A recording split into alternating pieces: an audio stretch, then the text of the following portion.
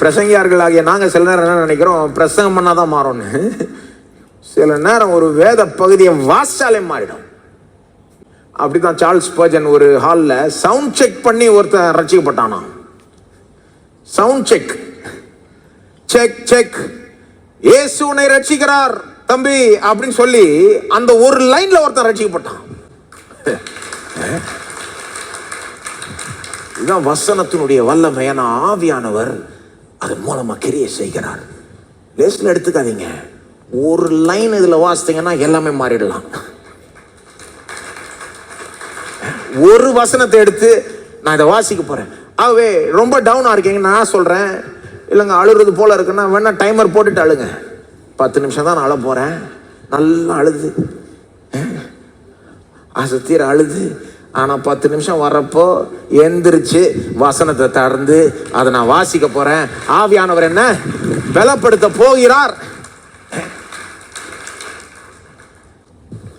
பயம் எல்லாருக்கும் தாங்க வரும், சந்தேகம் எல்லாருக்கும் தாங்க வரலாம், யாருக்கு வேணா வரலாம்.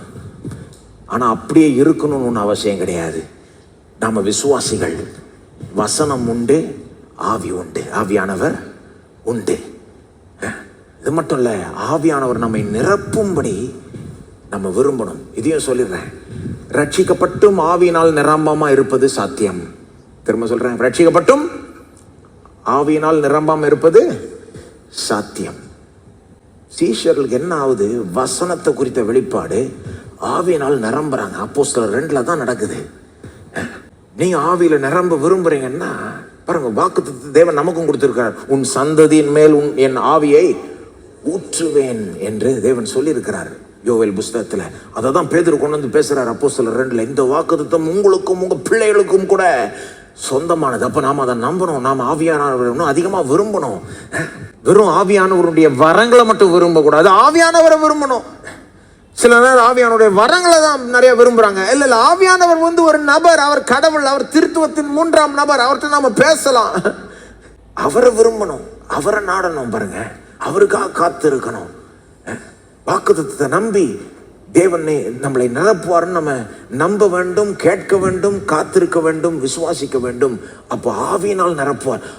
ஆவியினால் நிரம்ப நிரம்ப இந்த வசனத்தினுடைய இந்த காம்பினேஷன், அந்த உறுதியும் விசுவாசமும் உச்சகட்ட நிலைக்கு போயிடும். அப்படிதான் சீஷர்கள் வெற்றிகரமாய் உறுதியோட கான்பிடன்ஸோட ஊழியத்தை செய்தார்கள். உயிரே போனா கூட பரவாயில்ல, நான் உயிர் தெழுதல் விட்டு கொடுக்கவே மாட்டேன், இயேசு உயிர் தெழுந்தார் என்ற செய்தியை மாத்திக்கவே மாட்டேன்ட்டாங்க.